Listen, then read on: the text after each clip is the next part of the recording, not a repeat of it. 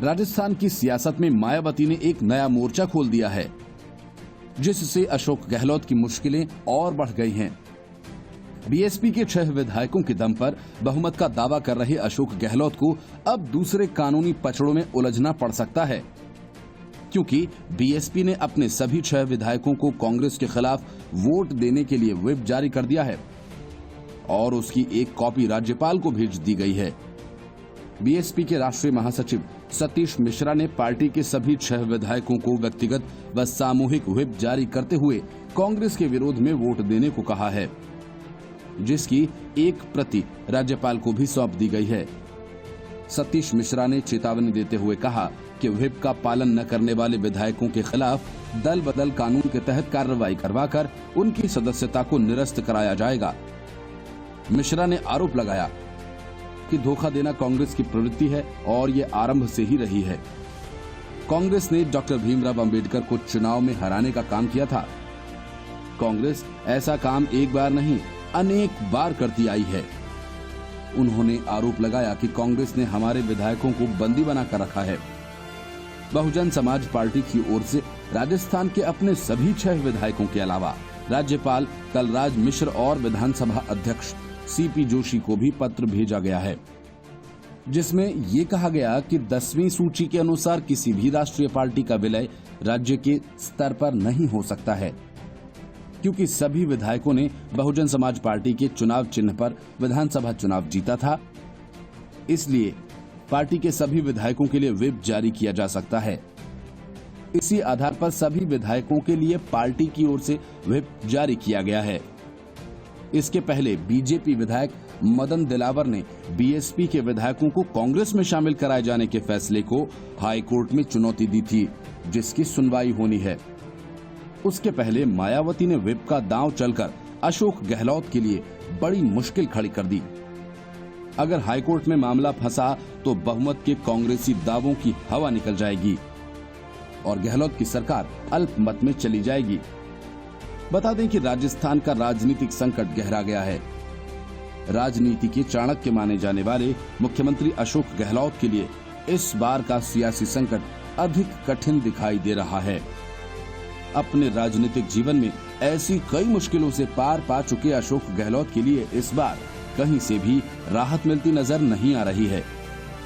इस संकट को अशोक गहलोत ने समय रहते भांप तो लिया, लेकिन इसे खत्म करने में वे सफल नहीं हो पा रहे हैं। कई प्रयासों के बाद अब उन्हें मन मुताबिक परिणाम मिलते दिखाई नहीं दे रहे। Bureau report, news of India.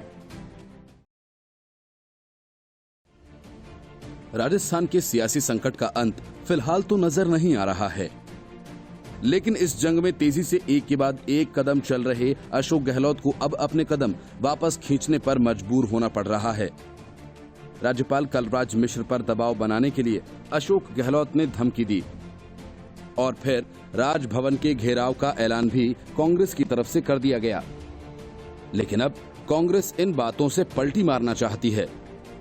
वजह ये कि कहीं वे राजभवन का घेराव करने जाएं और राज्यपाल कानून व्यवस्था का हवाला देकर राज्य में राष्ट्रपति शासन की सिफारिश न कर दें।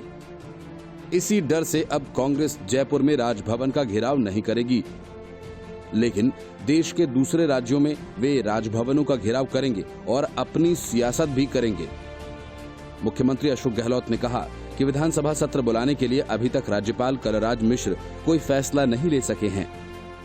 गौरतलब है कि राजस्थान की सियासत अब राज्यपाल कलराज मिश्र के इर्द गिर्द घूम रही है।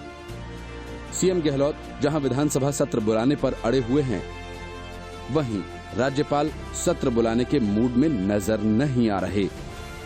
राजस्थान की लड़ाई को अब कांग्रेस ने राष्ट्रीय मुद्दा बना दिया है। पूरे देश में कांग्रेस राजभवन का घेराव करने जा रही है। राजस्थान की सियासत को लेकर अब कांग्रेस के निशाने पर केंद्र सरकार है। हालांकि कांग्रेस ने राजस्थान राजभवन के बाहर प्रदर्शन नहीं करने का प्लान बनाया है। कोई भी कांग्रेस कार्यकर्ता राजभवन के आसपास नहीं जाएगा। दरअसल राज्यपाल कलराज मिश्र भी कांग्रेस के हमले को लेकर एक्शन की तैयारी में हैं। कल राज्यपाल कलराज मिश्र ने आला अधिकारियों के साथ मामले को लेकर चर्चा की और इसके बाद सीएम अशोक गहलोत को डर सताने लगा कि कहीं राजभवन के बाहर प्रदर्शन के आधार पर राष्ट्रपति शासन की सिफारिश न हो जाए। अशोक गहलोत कैबिनेट ने 31 जुलाई को विधानसभा सत्र बुलाने का प्रस्ताव राज्यपाल कलराज मिश्र को भेजा है। सूत्रों की माने तो इसमें कोरोना पर चर्चा की बात कही गई है।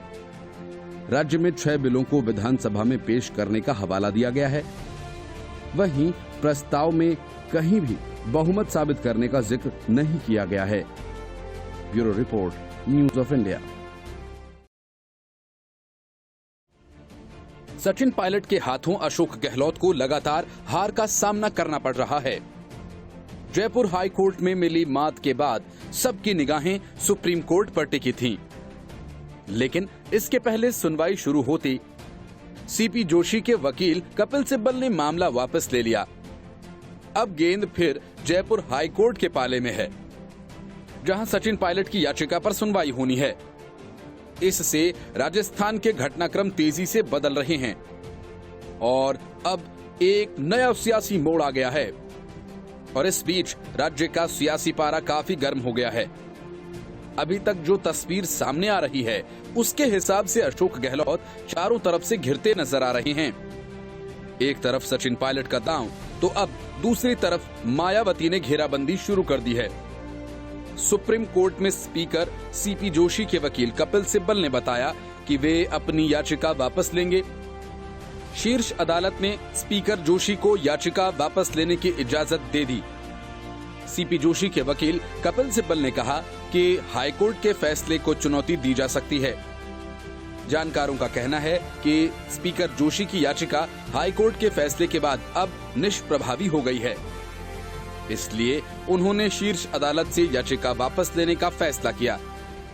स्पीकर सीपी जोशी ने अपनी याचिका पर शीर्ष अदालत में यू टर्न ले लिया तो इसके भी मायने हैं, क्योंकि सुप्रीम कोर्ट ने सुनवाई के दौरान सीपी जोशी से तीखे सवाल पूछे थे और उनकी तरफ से पैरवी कर रहे कपिल सिब्बल के पास कोई जवाब नहीं था।